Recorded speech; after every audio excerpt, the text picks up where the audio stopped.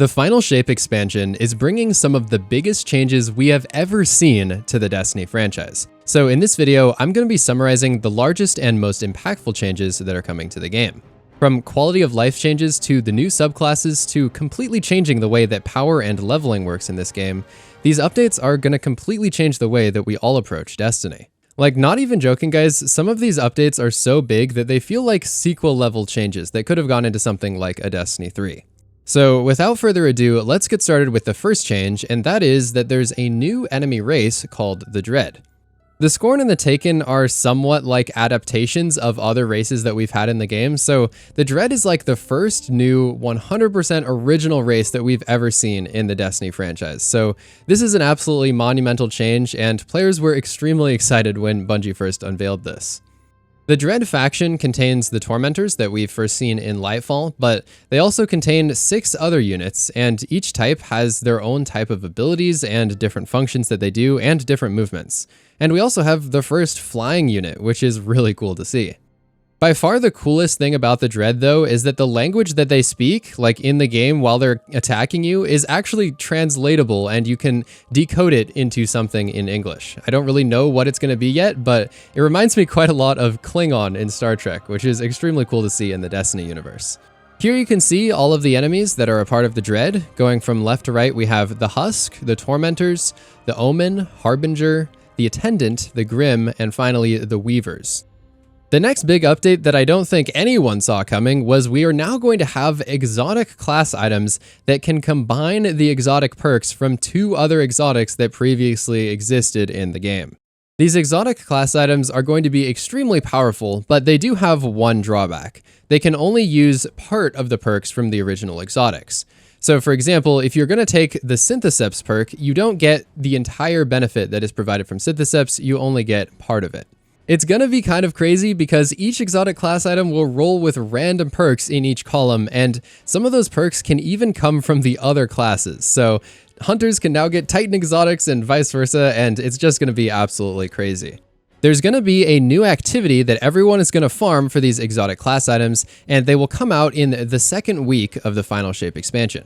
It's going to be quite a grind if you want to get 2 very specific perks on your class item. And actually, I did the math, it's about a 1.5% chance of getting 2 given perks to drop at the same time on your class item.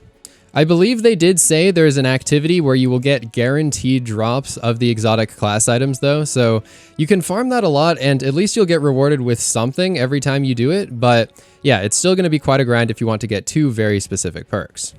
Like I mentioned before, Prismatic is the new subclass that is taking advantage of these class items, and this is one of the most major and unforeseen changes that is coming in the Final Shape. These subclasses are letting players mix and match different abilities and different fragments and different aspects from all of their different subclasses and elements all together into one insane Prismatic subclass. As a way of balancing these Prismatic subclasses though, there are certain limitations that are applied, like you won't be able to just pick any super. Each class will only have a certain pre-selected amount of supers that they get to choose from. Same goes with stuff like grenades.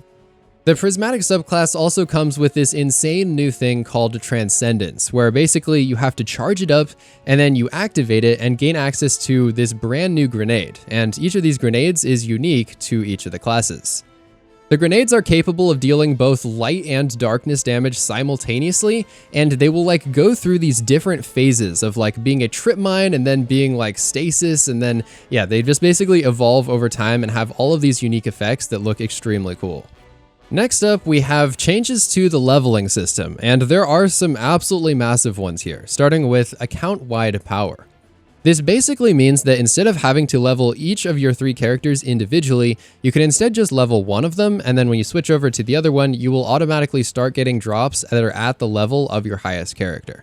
So for example, if you happen to be a hunter main, you can then switch over your Titan, just play for a little bit, and then he will be basically maxed out at power if that's where your hunter was. The next big leveling / power related change is a new system called Fireteam Power. This will basically make it so that your power level will get boosted within 5 of the power leader in your fire team. The power leader is the person who is the highest power level in your fire team, so whatever level he is, everyone else just comes 5 below it. This will show up as the adjusted power in like the bottom right before you launch a mission, and this is a really great system because it allows players who are perhaps a little bit underleveled to jump in with their high-level friends and attempt basically any of the content in the game. You do also get a commendation bonus if you happen to be the power leader of your fire team, so if you want that, it's still definitely worth it to level up your stuff, and also you still need to level for being solo, so there is still a point of power leveling in the end.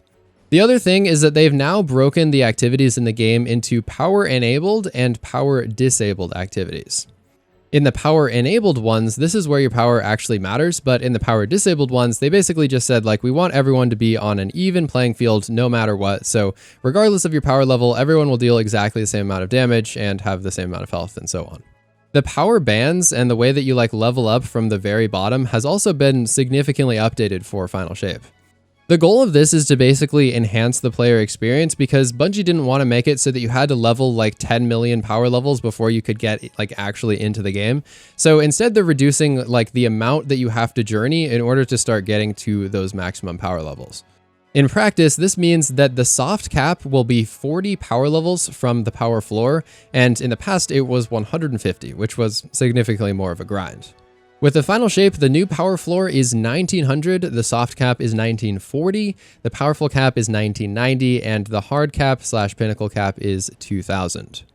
If you're someone who ever goes into a private match to test stuff or perhaps face off against your friends, you will be excited to know that there are some amazing private match quality of life updates coming for Final Shape. When you go to launch the game from your private match menu, you will now have way more customization options, which is amazing. For example, you'll be able to change stuff like the radar, the supers, the respawns, the grenades, and overall, this is just a huge quality of life upgrade for anyone who ever goes into private matches. So you'll just have a whole lot more control over how the sandbox functions and how the game feels. So huge win overall. While we're on the topic of quality of life updates, there is a huge update to the HUD, which has been a major complaint for people over the past few years.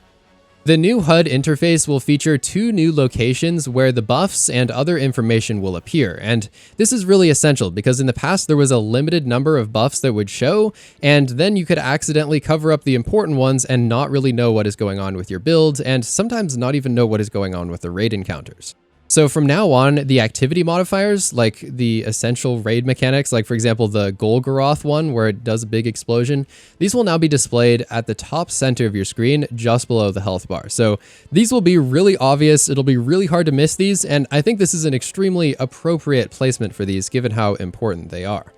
On the other hand, your weapon-related stuff, like your active perks and your other buffs, those will be located above the subclass super bar. Another interesting update to the HUD is players will now have a circle around their Guardian rank on like their nameplate, and this will display how much health they have. This is obviously super important if you're going to be using one of those new healing weapons that is coming out in Final Shape, but it could also be quite beneficial if you just happen to be using a healing nade, or perhaps if you want to know the status of one of your teammates in PvP. Like, you might want to know if your teammate is low on health, because then you should probably go protect them, or you can also just make the assumption that they're not going to be pushing out of cover if they're one-shot. So this is a great improvement that just kind of gives you more information on how your teammates are doing. They also made some good improvements on how the buff and debuff icons are displayed in order to make them more accessible to colorblind people. The way Bungie put it was all of our green buffs and red debuffs now have a thick line weight on the top or bottom respectively to make them easier for colorblind players to read. The next big update is Master RAHOOL is getting a reputation system, and the way that exotics are working overall in the game is basically being completely overhauled. In the past, there have been like a trillion different ways to get exotic armor, but as of Final Shape, RAHOOL is basically becoming the king of exotics. Similar to your other vendors like Shaxx and Zavala, he is also getting a reputation system that can be increased over time. The more you decode engrams with him, the more you will increase his reputation, and then once you finally reach level 16, you will be able to reset his rank. This is actually quite important because it will allow you to purchase any piece of exotic armor for any character on your account for the price of 1 exotic engram and 1 exotic cipher, in addition to the previous focusing options. To make this change even more impactful, with this new update, the lost sectors will no longer drop exotic armor directly like they have for the past few years. Basically, the way that it will work now is instead of getting the exotic to drop directly in the Lost Sector like you would in the past, any time that you would have gotten an exotic, you will instead just get an engram, which you can then take and turn into RAHOOL. However, on Neomuna, you will still be able to get new exotic armor from the Vex Strike Force encounter, but they do not plan to add any new exotic armor to the loot pool in the final shape. With the new expansion comes a new destination, and this time it is perhaps one of the most interesting destinations in the history of the franchise, and that is the Pale Heart. This is insane because it takes place within the Traveler, and this destination is also unlike anything we have ever seen before. This is the first ever so-called linear destination, and I believe what this means is that we will progress through it from like one side to the other. On the one end, you've got the portal where you first enter from outside the Traveler, but then really far away, you've got the Witness who has basically been hanging out here inside the Traveler for quite some time. On the Witness's end, you also have its giant monolith, and it's said that as you get closer and closer to the Witness's side where the monolith is, the things will get weirder and weirder within the environment. And I've seen a lot of things like massive hands coming out of trees, so yeah, it almost has a bit of a creepy vibe to it, and I'm really interested to explore it. Another amazing thing that's coming with Final Shape is a multi-stage campaign. So basically what this means is when it launches on day 1, there will be 7 campaign missions to go through. However, the final mission will be actually taking place after the raid, so that will come following the time it is beaten sometime over the weekend. At first, there was some concern that if you didn't do the raid, you would not be able to do the final part of the quest, but Bungie has made it clear that everyone will be able to finish the campaign and do the final campaign quest regardless of if they've done the raid or not. We do know that we will be fighting the Witness within the raid itself, so it's not 100% clear what we will be doing in this 8th and final story mission after the raid concludes. After we beat the Witness in the raid, there could be some sort of final stand situation or final interaction that happens with the Witness. I mean, that's assuming we win, but either way, it's pretty safe to say that there will be some sort of conclusion to this whole saga that has been building up for the last decade. The next update is that there will be more vault space. To be precise, there will be 100 new slots that everyone will get access to, starting with the final shape. I don't know about you, but with the Into the Light event and all of the Brave Arsenal weapons filling up my stuff over the past few months, I'm really excited to get more space, especially considering that there will be even more final shape weapons coming out. The total amount will now be 700 slots, so this seems like a pretty healthy amount where everyone should have enough space. One of these new changes that is being kind of underappreciated and kind of flying under the radar is there will now be a legacy pack where you can buy every single past expansion at once for one single price. This is an amazing change for anyone who's new or returning to the game because in the past, the monetization structure has been wildly confusing and you would need to buy like 800 different things just to get the basic expansions and have all of the campaigns and have all the exotics. So now it is really cool that you literally just need to buy one thing and it will come included with all of the past content. This goes live with the final shape, so we will have to see if there's any confusion or complications there, but it seems simple enough and I hope Bungie nails it because this is a really important part of the onboarding and returning experience for players. Another quality of life change is the shader icons have been completely redesigned and they now look kind of crazy. Bungie announced like a year ago that shader icons were being kind of inaccurate, and you might have noticed that when you apply a shader, it doesn't actually look anything like the icon in-game. Although the new icon design is a little bit chaotic, it does address that problem, and it now technically makes it so that you can just look at an icon and have a better approximation of how it will actually appear on your armor. The new shader icons include 6 colors, and this is all the different colors that will be reflected on your armor. So you can actually look at the icons and look at the little parts of them in order to predict what it will actually look like once you apply it. There are also some interesting clan updates, although I wouldn't say that these are the most groundbreaking changes we've ever seen. There's a new vendor reputation system for clans, and players will be earning this reputation by completing activities, with higher difficulty activities giving more progress, and playing with your clanmates giving an extremely large bonus to this progression. There will also be some new clan bounties, so there's going to be one for dungeons and one for seasonal activities. There's now some more interesting clan perks and also some rewards, including Ascendant alloys, bonus crafted weapon progress, and more.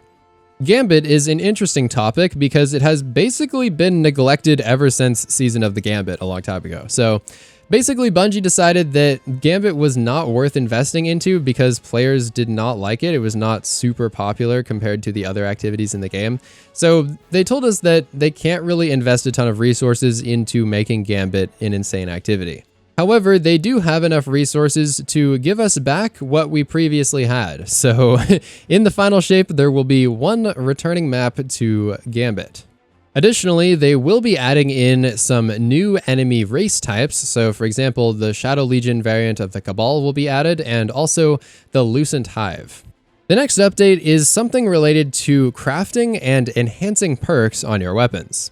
As of the final shape, every single new weapon that drops will either be A, craftable, or B, enhanceable. Enhanceable basically means that you will be able to take the perks and get access to their enhanced variants, which are just like slightly better versions of the original perks. The way that you get access to these enhanced perks is by leveling up the weapon slowly, and by the time you reach level 17, you will automatically enhance the final perk on your weapon. The Pathfinder system is quite a big update that is essentially serving as a replacement for certain bounties and the patrol system. For example, all of the ritual activities like Crucible and Gambit will have their bounties deleted and replaced with this new system. The new Pale Heart destination will also not offer bounties and will only offer a Pathfinder. The way that the system works is you start out with this map, and the goal is to create a direct path from the left side of it to the right side. Similar to bounties, each time you complete one of these nodes, you will get a small reward like some experience, but the big objective is to reach the final loot that you get at the very end. The design goal here is to push yourself a little bit outside of your comfort zone because some of the objectives along your path might not be the exact activities that you would normally do. However, if you really want to stay in your comfort zone, you can just forge a path around a certain node if you don't want to do it. After completing your Pathfinder with at least one path all the way to the right-hand side, you can then progress onward by resetting your Pathfinder. However, over time when you reset your Pathfinder, the rewards will actually get worse, so your initial Pathfinders of the week will actually be giving you the best rewards. For example, the first 3 completions of the Ritual Pathfinder will give you a Prime Engram, an Enhancement Prism, 150 Bright Dust, and 25k XP, but after that you'll be downgraded and get a little bit less of those and no Prime Engram for the next 7 completions. The other thing to note is that everyone's Pathfinder is exactly identical at the start of the week, but once you reset it, your objectives will become a little bit more random and you will not have the same Pathfinder as everyone else. The Pathfinder system is quite convenient because you don't have to run around the system picking up bounties or go on your mobile app, and it's also shared across all of your characters and it's infinitely repeatable. The next big change is the sunrising change, or the undoing of sunsetting. For the past few years, all of your old loot has been capped at a certain power level, so it basically became useless in endgame activities. As of final shape though, the power cap is being completely removed from every single item in the game, so all of it will now be relevant again.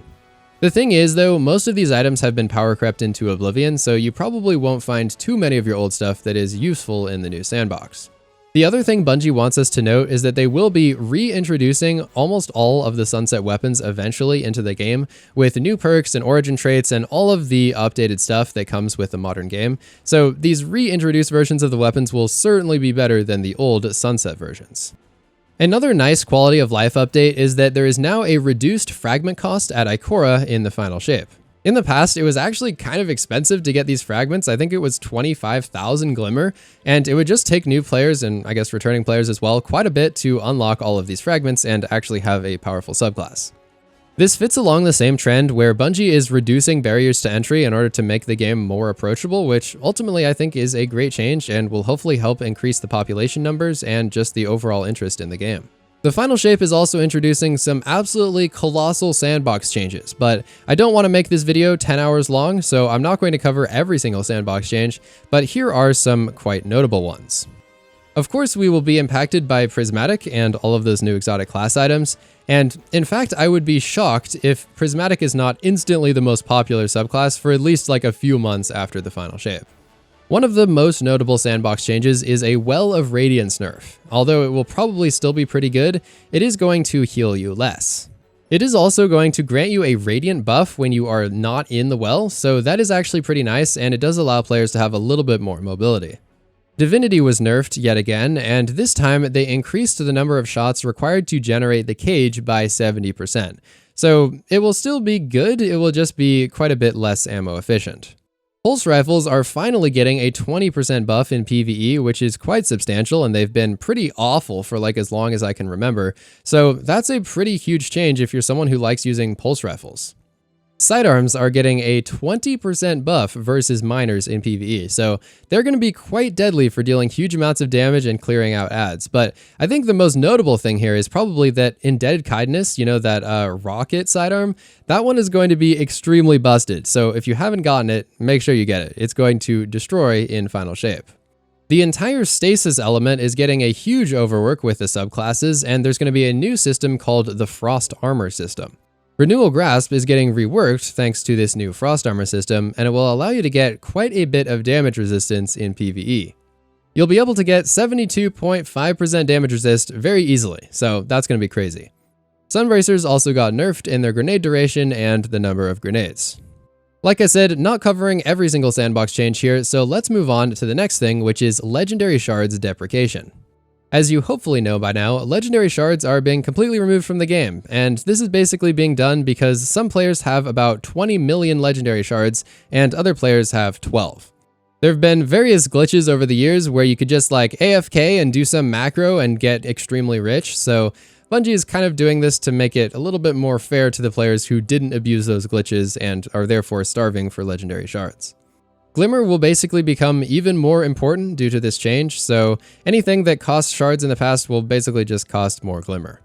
The next big change is there will be new supers for our light subclasses, so with us venturing inside the Pale Heart of the Traveler, Bungie wanted to add some additional focus to our light subclasses, and that is coming in the form of 3 new supers, one for each class. Hunters will get an arc super called Storm's Edge, where they basically chuck their knife off into the distance and then teleport it to it repeatedly and deal damage in an area around it. Warlocks are getting Song of Flame, which is kind of like Radiance from D1, and it basically makes everybody around them powerful and buffed, and they throw tons of abilities. Lastly, Titans get this incredibly unique Void super called Twilight Arsenal, where they chuck these massive axes from a range, and then they can go walk up to these axes and pick them up and use them in melee against the enemies.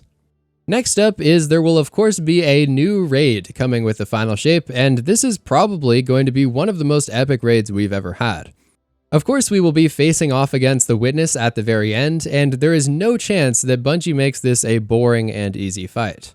The raid race begins on Friday, June 7th at 10 AM Pacific, and there will also be Twitch drops turned on, so if you want to get these really cool emblems, be sure to check out the raid race, and it's going to be absolutely epic. There will be contest mode turned on for the first 48 hours, and players will have a power cap of 1965. Something that we also know is coming with the Final Shape is a comprehensive Xur upgrade that will basically just make him more relevant and change his system back to strange coins. Other than that, we have limited information about exactly what this change will entail, but be sure to go check out Xur once the expansion drops because he will have new stuff to do. Next up, if you're lucky enough to be watching this video before Final Shape releases, I have some really important news for you. There are some things that you absolutely need to do before Final Shape, like spending all of your legendary shards before they get deleted.